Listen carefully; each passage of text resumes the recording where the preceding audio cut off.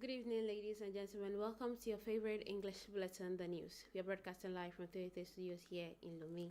Here are the headlines. Over 700 Togolese begin benefiting from the National Cash Transfer Program opened today by the President of the Council for Asazuna Nyasingbe. The initiative marks the first phase of the National Social Protection Program targeting the most in need across the country. Thousands of informal workers in Greater Lomé are set to gain easier access to health care as the National Social Security Fund rolls out a week-long awareness campaign on the Universal Health Insurance Scheme for non-salaried workers. The campaign will provide clear guidance on enrollment, benefits, and how the scheme ensures affordable health care for all such workers. Stay with us. Details coming up shortly.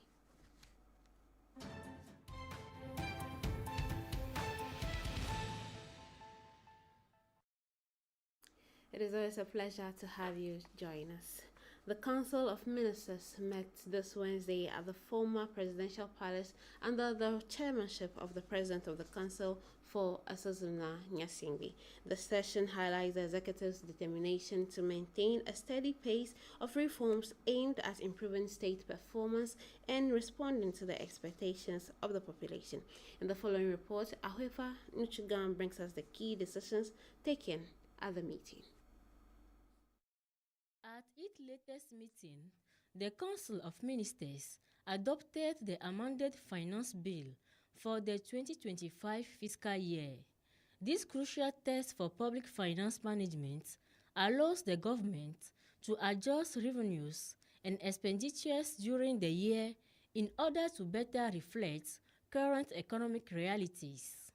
Revenues have been revised downward by 1% to 1,472 billion CFA francs, while expenditures have increased by more than 2% to reach 1,717 billion CFA francs, resulting in a budget deficit. The government clarified that this shortfall will be fully covered by state treasury resources with no additional borrowing required. Another major decision concerns Togo's ratification of the international BBNG agreement on marine biodiversity in areas beyond national jurisdiction. Adopted on September 20, 2023 in New York, the agreement aims to strengthen the protection of the oceans, which are increasingly threatened by pollution and intensive exploitation. During the session, several decrees were also adopted, including a significant reform affecting citizens directly. The government clarified the modalities for implementing the institution of the Citizen Protector. Replacing the former mediator of the Republic, this body is intended to serve as a safeguard against administrative abuses and to defend citizens' rights in their dealings with public services. The decree defines its organization to ensure full operational effectiveness. As the operationalization of new institutions remains a priority, the President of the Council instructed the government to accelerate their establishment. 4 institutions are concerned: the new National Human Rights Commission, the High Authority for Transparency and the Fight Against Corruption, the Media and Digital Regulator, namely the High Authority for the Regulation of Writing, Audiovisual and Digital Communication, and the Economic, Social and Environmental Council. With their legal frameworks now finalized, these institutions are expected to become operational shortly. The Council also reviewed a report on Togo's participation in COP30 on climate change held in Brazil. The country's diverse delegation presented key projects and strengthened partnerships aimed at financing Togo's ecological transition, reaffirming the nation's commitment to environmental issues. Finally, the Council of Ministers approved several appointments, notably to the Board of Directors of the National Meteorological Agency and to the Directorate of Public Procurement Control. More than 700 people across Togo are set to benefit from the National Cash Transfer Program launched today by the President of the Council for Asazuna Nyasingbe. This initiative marks the first phase of the National Social Protection Program aimed at strengthening social safety nets and improving the living conditions of marginalized populations. Kwesi, play. It is now official. Starting December 18th, 2025, more than 700,000 disadvantaged people across Togo will benefit from a national cash transfer program launched by the President of the Council for Esosmania Singbe. This initiative marks the first phase of the country's national social protection program. Rolled out nationwide, the program primarily targets women, young people, workers in the informal sector, persons living with disabilities, and rural households. Its objective is to strengthen social safety nets and mitigate the impact of climate-related security and economic shocks. Aligned with the President of the Council's vision, the program is built around key priorities: protecting citizens and the state, promoting equity and social inclusion, and fostering the sustainable transformation of the economy and public services. Social protection is viewed as a critical lever to ensure access to basic services such as healthcare, education, safe drinking water, and energy. Supported by the World Bank, the program is fully integrated into the National Development Roadmap, with a focus on youth employment, food security, financial inclusion, and ecological transition.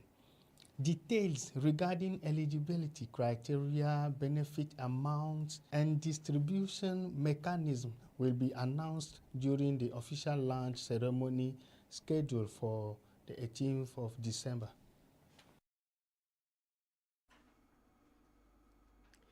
The Speaker of the Togolese National Assembly held 2 consecutive diplomatic meetings yesterday, Wednesday.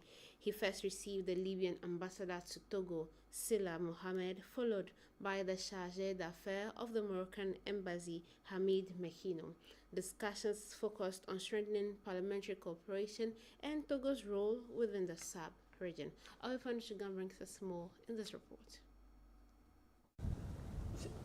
The first guest received by the Speaker of the National Assembly was the Ambassador of Libya to Togo, Salih Kandouesh Mohamed. Discussions focused on the state of bilateral relations between the 2 national assemblies, as well as prospects for strengthening parliamentary cooperation. Professor Komi Selom Klasu also highlighted with his guest Togo's role in the West African sub-region in a context shaped by the challenges of peace, stability, and regional integration. This role was rightly commended by the Libyan official in Lomé. He was followed by the Chargé d'Affaires of the Embassy of Kingdom of Morocco in Togo. Talks emphasized the strengthening of cooperation between the 2 parliaments, as well as the quality of the long-standing, historic, and fraternal relations between Togo and Morocco. These meetings reflect the Togolese Parliament's commitment to promoting active parliamentary diplomacy in the service of dialogue, cooperation, and closer ties between peoples. After more than a decade of implementation, ECOWAS food security storage strategy is being revised to tackle emerging challenges in food and pastoral security across West Africa and the Sahel. 9 months into the review, stakeholders have convened in Lomé to assess progress on this critical initiative and chart the path forward for stronger food resilience. Kwesi Glay tells us more. More than 65,000 tons of cereal and fortified infant flour have been mobilized to support 4.4 million vulnerable people across the ECOWAS region. Over the past 10 years, the Regional Food Security Storage Strategy, jointly led by ECOWAS, WAEMU, and SEALS, has proven its effectiveness. However, in the face of steadily growing needs, an update on the strategy has become necessary. The review mission was entrusted in March 2025 to a steering committee. Meeting in Lomé for their second session, committee members and key stakeholders assessed the progress made so far. The ambition of the Regional Agency for Agriculture and Food is clear: to reduce the 12% of the ECOWAS population still facing food insecurity. This approach has been welcomed by Togo, which reaffirmed its commitment to fully play its part in implementing the regional strategy. Established in 2012, the Food Security Storage Strategy has already enabled several countries in the region to receive support during times of crisis. The steering committee has set a 6-month deadline to finalize an updated strategy which will be aligned with ECOWAS agricultural policy currently under development. And from fishermen to motorcycle taxi drivers, thousands of informal workers in Greater Lomé are set to gain easier access to healthcare as the National Social Security Fund launches a week-long awareness campaign on the Universal Health Insurance Scheme for non-salaried workers. This campaign seeks to bring vital information about the scheme directly to the reach of such workers. Kwesi Glay tells us more. Thousands of people in Greater Lomé work in the informal sector: fishermen, traders, artisans, farmers, and motorcycle taxi drivers all represent a vital driving force of the Togolese economy. Now fully integrated into the national social protection system, they are the focus of the Universal Health Insurance Scheme for non-salaried workers. Coming from the 13 municipalities of the capital, beneficiaries will, over the course of 1 week, receive information directly within their neighborhoods. The campaign aims to improve awareness, understanding of the scheme's mechanism, and trust in a policy that places their health at the heart of national priorities. The National Social Security Fund, the institution responsible for implementing this presidential initiative, is deploying the necessary human, technical, and financial resources to ensure a simple, accessible, and secure enrollment process for non-salaried workers. The unwavering support of local authorities further strengthens this effort. A Togo where every citizen enjoys the same level of protection with the same standard and expectations. This is not a luxury, but a right. A commitment upheld by the President of the Council for Resources Singbe. The ambition is clear and the commitment total to make the Universal Health Insurance Scheme for non-salaried workers a key instrument for the well-being of all Togolese. The curtains have fallen on the 4th West African Farmers Seed Fair held in Baga in the Dofelogo Prefecture. The event provided an opportunity for exhibitors to exchange seeds with the aim of promoting food sovereignty across African countries. Alpha Sugar has more. The 4th West African Fair of Farmers' Seed has drawn to a close, marking a moment of assessment and reflection. This major platform for exchange and knowledge sharing, held at the International Center for Agro-Pastoral Development in Banga, brought together exhibitors from Togo, across Africa, and from other parts of the world. According to exhibitors, exchanges with participants from other countries generated great hope and led to the sharing of samples and traditional farmers' seed. They expressed confidence that these exchanges would help further develop farmers' seed within their respective communities.